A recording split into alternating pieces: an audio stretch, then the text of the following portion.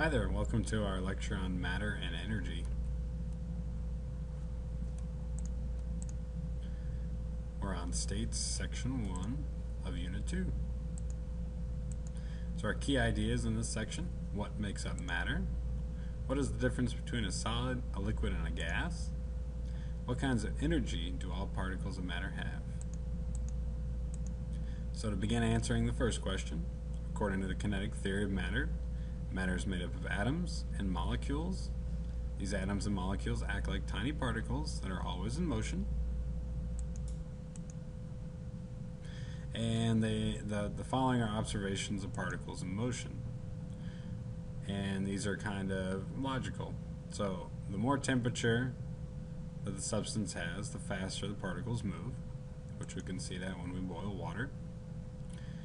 At the same temperature, so not changing the temperature but keeping the temperature constant, if we have bigger particles, they're going to move slower than less massive particles.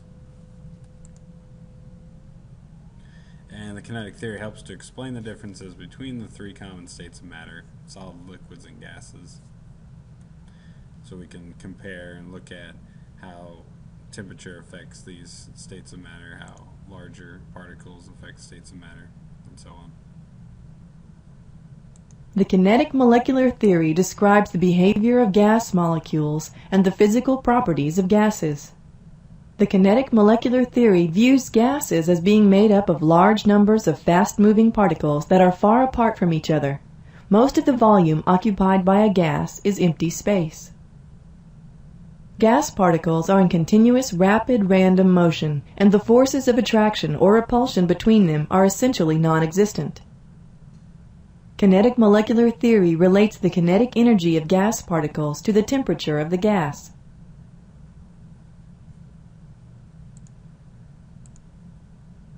Our second question: what's the difference between a solid, liquid, and a gas?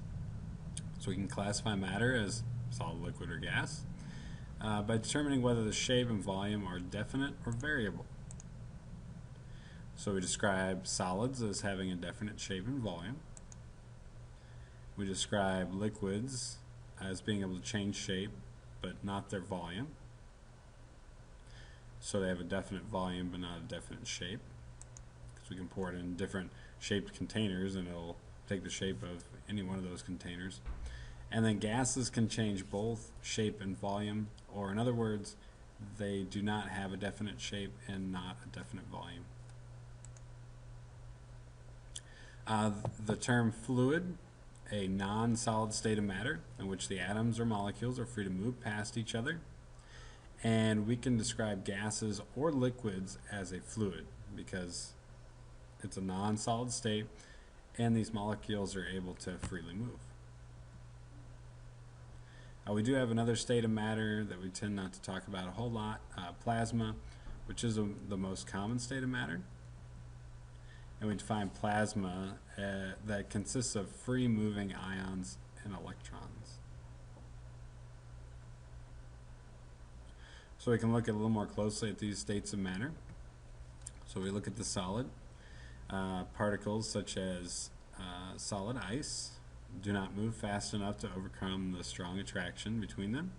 So they just kind of sit there and vibrate in place. So they are still moving, but there's not enough molecular motion there to really see that they're able to flow freely. Whereas a liquid, particles of a liquid move fast enough to overcome some of the attraction between the particles, so they're able to slide past each other and take the shape of the container they're in. And then gases, such as carbon dioxide in this drink, move fast enough to overcome nearly all the attraction between the particles, and they move independently of one another. Here's another visual I'm going to go ahead and play through. A solid has definite volume and definite shape. The particles of a solid vibrate in fixed positions and are held in place by strong, attractive forces between them. A liquid has a definite volume but not a definite shape. The particles of a liquid have a range of movement that allows them to slide past one another. A gas does not have a definite volume or shape. The particles of a gas move fast enough to overcome nearly all of the attractive forces between them. Gas particles move independently of one another.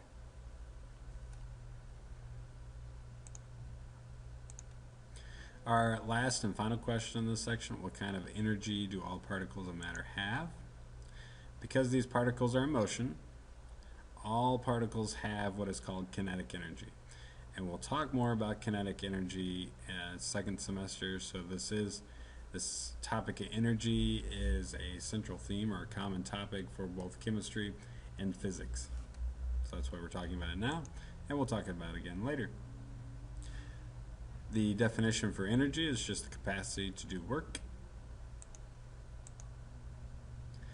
And as far as energy's role is concerned, temperature is what we use to measure the average kinetic energy, so the average motion energy of particles. So we define temperature, a measure of how hot or cold something is, specifically a measure of the average kinetic energy of the particles in an object. So the more kinetic energy that we have, the hotter or higher the temperature is, the lower amount of kinetic energy, the lower the temperature is going to be. So again, the thermal energy or the temperature energy depends on particle speed and how many particles there are present. And we have thermal energy is the total kinetic energy of a substance's atoms. So just kind of review and wrap up again. Particles on ice vibrate in place compared to the particles in liquid and gases. So they have the least amount of kinetic energy.